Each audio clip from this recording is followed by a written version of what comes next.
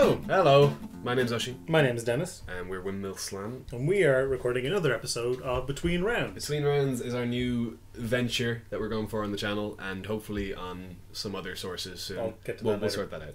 But It is basically... a casual Magic podcast where we talk about things that are loosely tied to the game of Magic the Gathering. And also just stuff that's going on. Between rounds of Magic Online. Exactly, because we spend a lot of time waiting for rounds to start when we record these videos, and we figured we might as well do something productive with the time. Instead of actually talking to each other like normal human beings. Exactly. We're now talking to each other, but we're just letting some number of people listen in. Dozens of literally people. dozens of people. Yeah. I think it got up to the hundreds mark. That's true.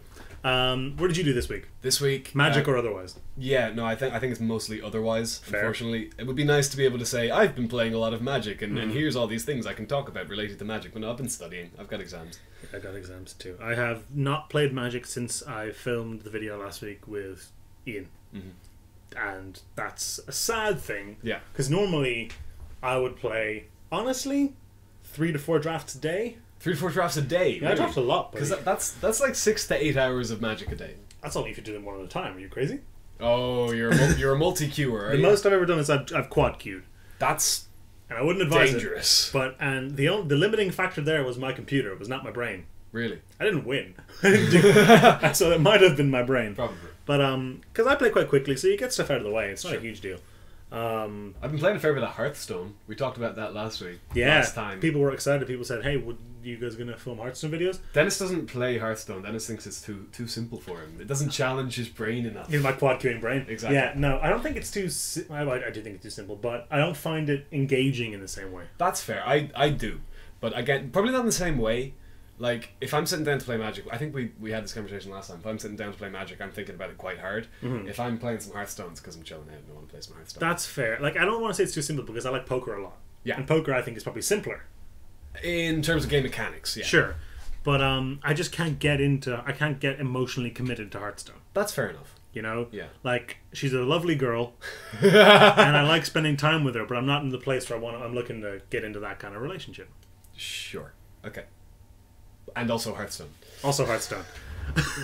So you told me before we started recording that you've been playing a lot of Commander.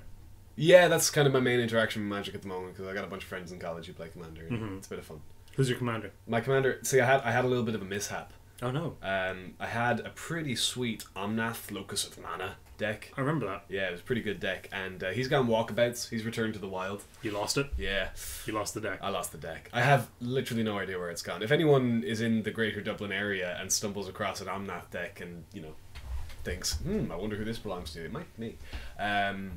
But I have thrown together an Azami deck, Azami Lady of Scrolls. The theme of the deck is blue cards I had.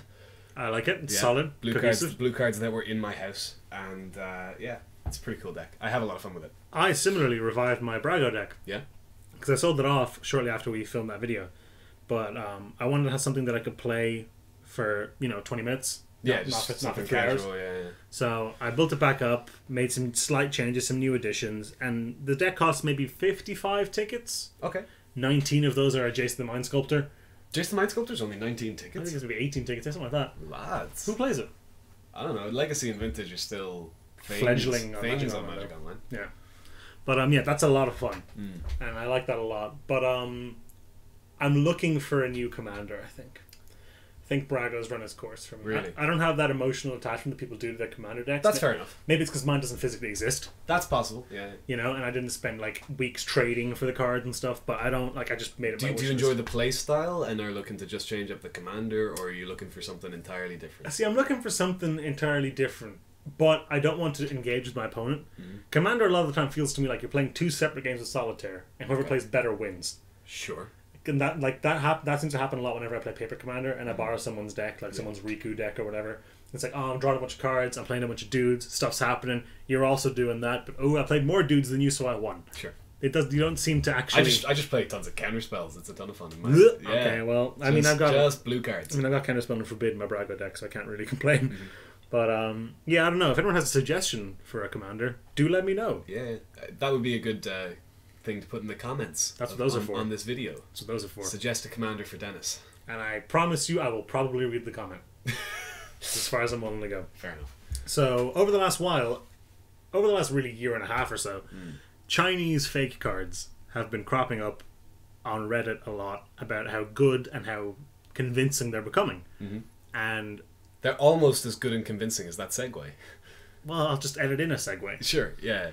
No, we have a little list of things we want to talk about. Not to spoil the magic, but we've got a little Word document open with just a few little topics. It's got 5. We tried to transition into them naturally, but it just doesn't happen. We just have to... Yeah, so now we're talking about Chinese fake cards. So that doesn't happen, but what did happen was these fake cards, where these Chinese dudes... I think they're the Chinese guys. I hope they are, and if I'm not just racist. As far as I know, most of the fake cards are coming out of China. But they're these guys that are printing fake magic cards, and they're usually like high value reserve list ones, like Moxen and like, you know, the dual lands have been a big one that's been and like, you know, Jace the Mind Sculptors and stuff. Sure. And apparently now they're approaching indistinguishable. It's kind of funny because every time what happened for the last year was a batch of these cards would come out, right, and be distributed, and someone, like several people, would take the batch of fake cards and compare them to real cards and point out all the inconsistencies so that you could avoid these fake cards. But what was happening then was the people who were making the cards were going, oh, those are the inconsistencies, let's fix that. Yeah, that's a problem. That's kind of the nature of the beast. Yeah. You are in a very awkward position when it comes to these. I just have I think intellectual property is a weird thing to begin with and quite hard to define. Like I when I test standard decks and modern decks and constructed decks of all shapes and sizes, I would tend to test them on a program called, am I allowed to say this? Cockatrice. It rhymes with smock, okay. Yeah, I've said it now. You can edit it out. It does rhyme with Cockatrice.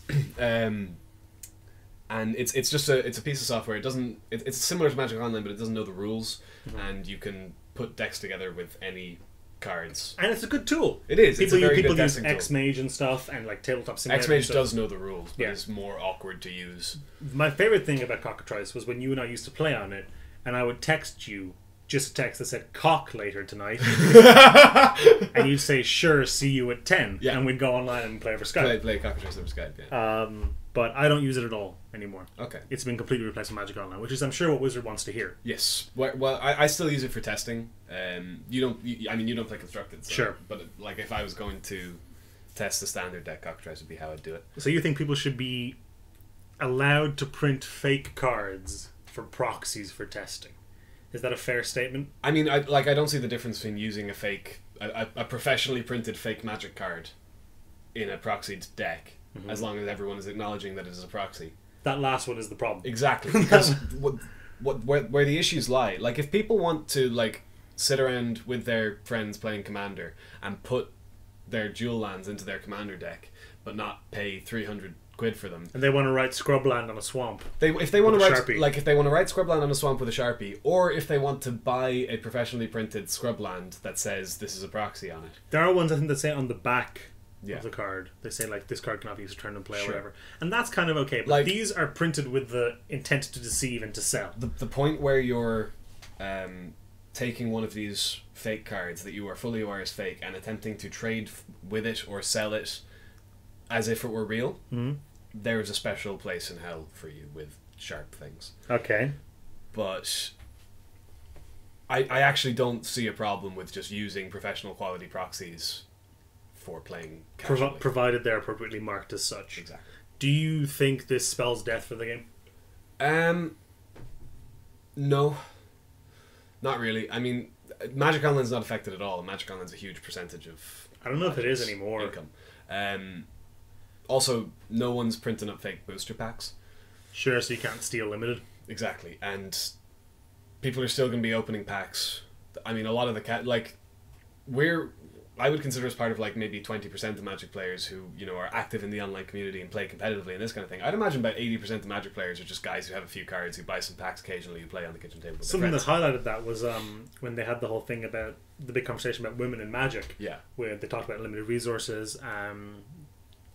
I want to say Gaby, I don't know if she's called Gaby or Gabby, I don't watch it. I think it's Gabby wrote that article for Channel Fireball, and Maro came out and said that 40% of Magic players are women, which in my experience is just not even a little bit close to true. But that's because the Magic players we interact with are the ones who are active in the online communities or turning up at the LGS for FNMs, and too many acronyms in that sentence altogether.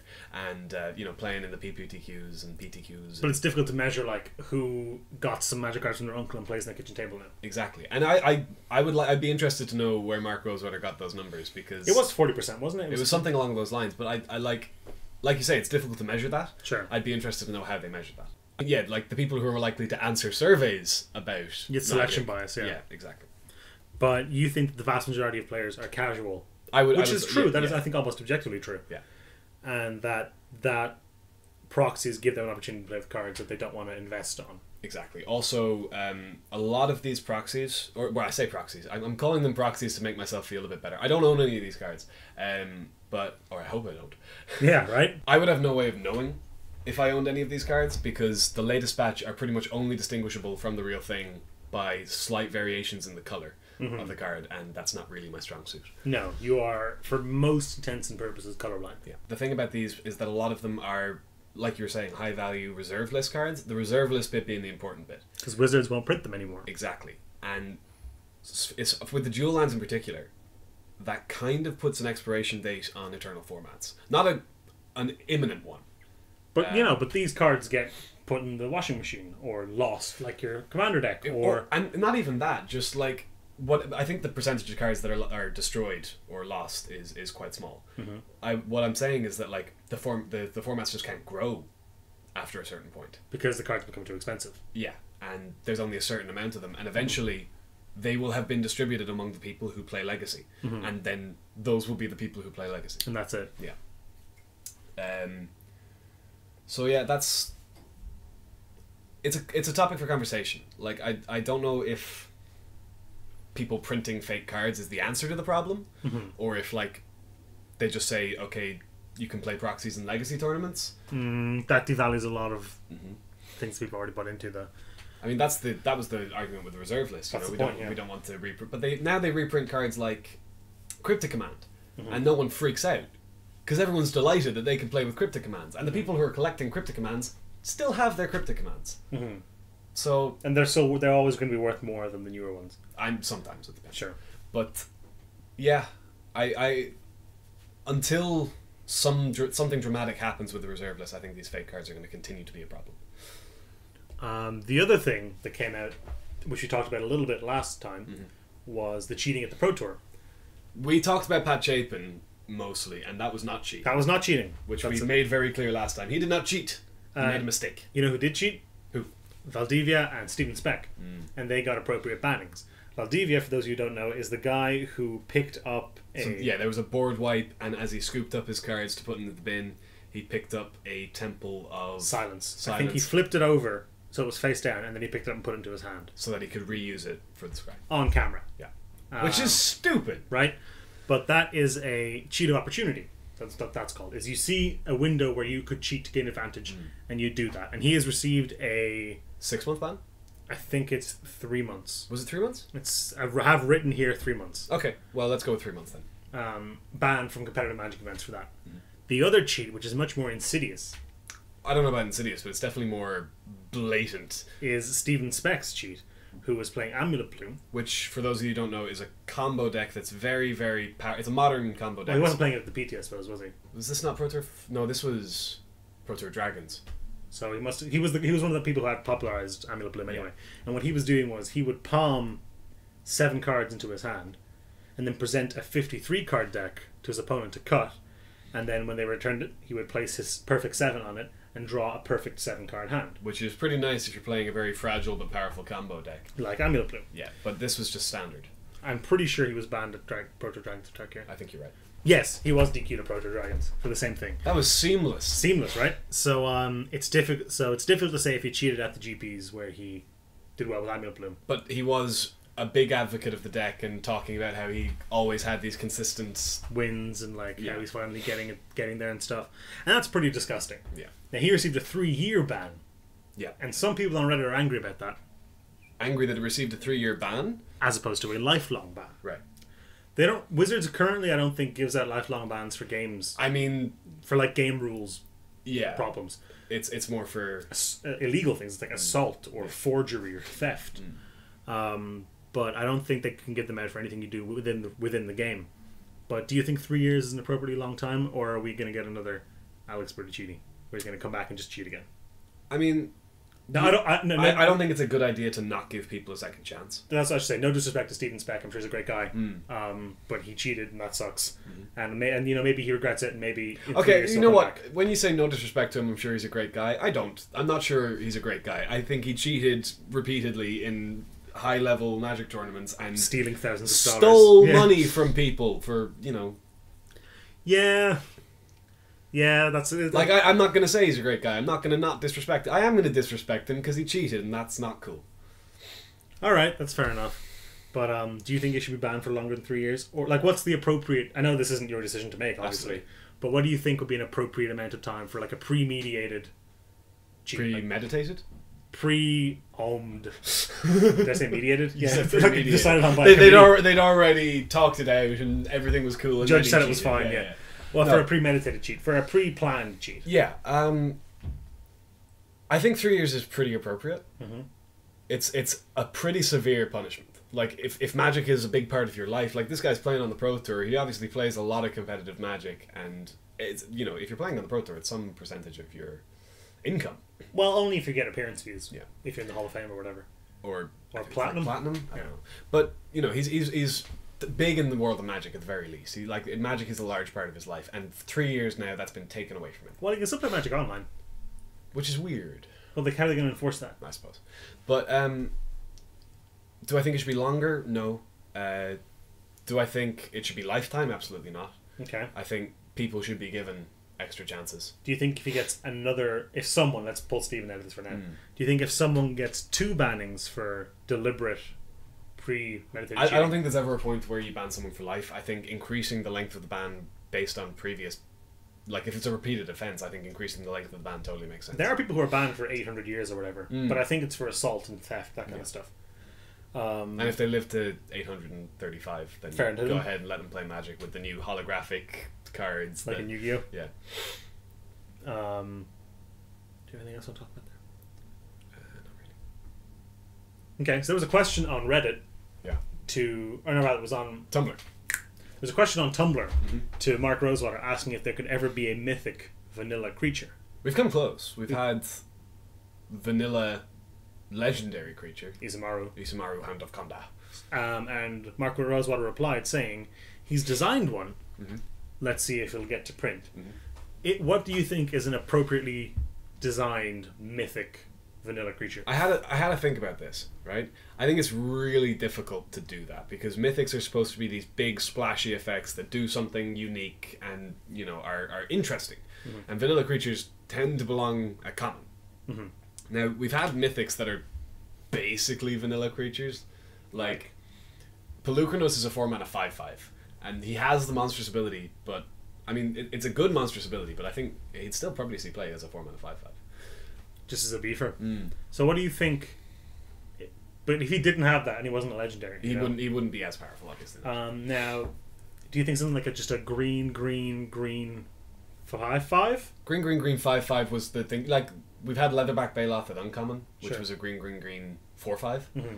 So I'd say you could probably go bigger than that. Green is renowned for its undercross. Green would be the color to do that, or like you mentioned. I would have said like a single red 3/1 would probably be close to a mythic. But that's like it can't have haste. No. So it's just worse than like Goblin Guide. I'd say it's still worse than Goblin Guide, but a single red 3/1 would see a ton of play in standard. No, it's definitely not bad. But like it's so difficult when a big part of what makes cards feel mythic is that they're complicated, not necessarily complicated, slightly more complex and flashy and nice and like interesting. And by definition, vanilla creatures can't be any of those things. Yeah. So what about single white 08? That would be a mythic. No, that'd be. I'd put that a common. Well, we have like Yoke Doc says 04.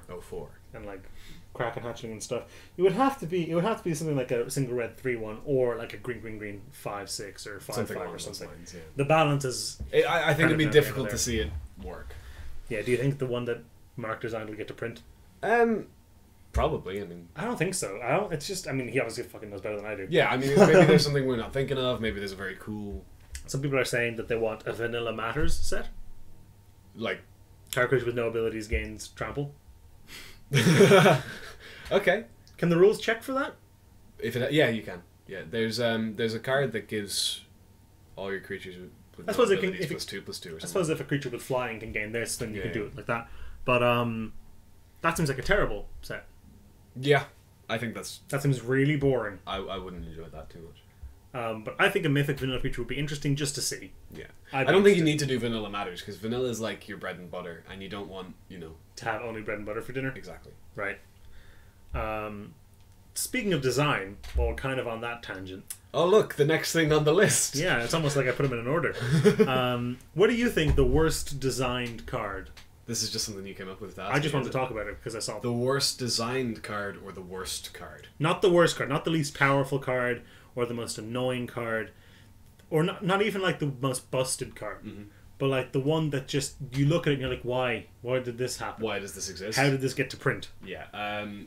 The one that always springs to mind is Chains of Mephistopheles. Chains of Mephistopheles is more complicated than like War and Peace. And most of these exams I'm studying for. Yeah, right? If I had an exam on Chains of Mephistopheles, I wouldn't be here right now. I would be studying. Yeah.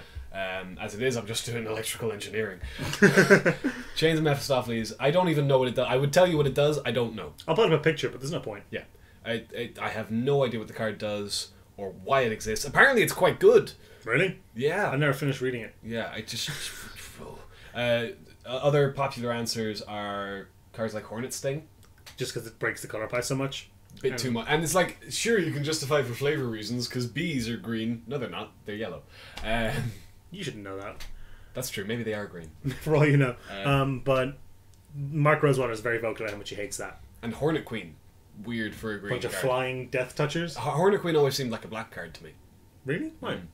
I mean, lots of flying death touchers. That's pretty horny. Yeah, I guess that's pretty black. The one that jumps to my mind, just for funniness, is Indestructible Aura. Indestructible Aura. I have that card. I own that card. Which is not an aura. Nor does it mention the word indestructible. Grant indestructibility or anything. Yeah. And has, and I know you're going to disagree with me on this, some of the worst art I've ever seen in my entire life. If by worst art you mean most metal. Most metal. It's got a bird shooting flames or something out of one hand. Like rock pose hands, and like crossed arms. Ice out of the other one or something. And it's designed by some guy called something Pool because his name's in big dumb... Pool. It's in big dumb block letters in the corner of the art. Yeah. And it's just awful. And it baffles my mind that someone looked at that and went, yep. Get it out the door. Oh, I love that art. Now, at the time, auras weren't called auras, I don't think. They were called enchant creatures. So it's not quite... And the mechanic indestructible also did not exist. Yeah, so it's not quite... But looking back on it now, it just makes me think, like, look at what we've come. Yeah, what are we doing? What we used to be. Yeah. The other one that it tops a lot of these lists is Sorrow's Path. Sorrow's Path is often heralded as the worst power level wise card. Other contenders are like Scornful Egotist and like One with Nothing and stuff like that. But Sorrow's Path is particularly beautiful. It's a land. Yep. To begin with, it doesn't tap for mana. No, sir. Right. It has an activated ability where you tap it to exchange two blocking... You basically, two creatures are blocking, you swap what they're blocking. Except the new blocking configuration can't be an illegal one. Yeah, so you can't make a non-flyer block a flyer. Yeah, this kind of thing. Or, make something that can't be... Yeah, any blocking restrictions can't be broken by it. And then, it has a triggered ability, which triggers whenever it becomes tapped, which deals 2 damage to you and all your creatures. Yep. It's pretty great, huh? It's fantastic. It's a pretty good now, time. It would be funny as well, because, like, it's a triggered ability when it becomes tapped. If it was just part of the ability... That'll make more sense. That would make a lot more sense. But, like... Then you could just not use the thing. It could just be a dead card. But this is an active liability. People can tap your lands for you and deal 2 damage to all your creatures. I saw a deck list once that won by playing a Sorrow's Path, donating it to the opponent, and Rashad importing it for the rest of the game. For 10 times. Yeah. That's amazing. It was so funny. I don't think Sorrow's Path is... Like, it's a bad card. It's... like Razor Boomerang, One with Nothing. These cards are, like, similar. They're bad cards, but I don't think it's too bad in design. If anyone has a... that ability that doesn't need a drawback, let alone a drawback that terrible. Or to exist. Yes. It just doesn't need to happen. It's like that kind of thing on board isn't that good. Like if it was an instant that drew you a card and did that, I might play that. That's just not worth it though. So, And check how long we've been going for. We can wrap up. We have a question then. So finally, we have a fan question. This is the in response segment. Remember we named it? We did name it. Yeah. In response to the question from the fan that asked it. It's the official theme song. So this is from Redblade. In the YouTube comments of our last video. If you want to leave us a question for next week, please do that in the comments below, and we'll answer it. Maybe we'll pick one. Question: would you ever pay a subscription fee for unlimited phantom drafts or sealed on MTGO? How much would you pay? My friend and I played together at my place, but he refuses to play by himself because he hates the $15 a draft. So this is probably in relation to the fact that last week we talked about me never playing Magic Online except to record videos anymore. But that wasn't so much a monetary thing. That was more of a you hate. Well, I mean, I'm not going to spend my money to play something. Have a bad time. Yeah, exactly. If it was free, I might play it. I don't know. But like a subscription model, $15 say.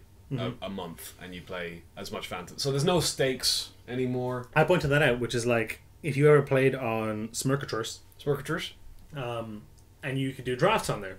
Yeah, you need to go through some other. You need to jump through some hoops, but it's doable. And you do your draft, and then you'd sit down to play round 1, and you play round 1, and then you'd go back into the room and you'd be like, "Hey, anybody want to play round 2?" And the answer was no, never.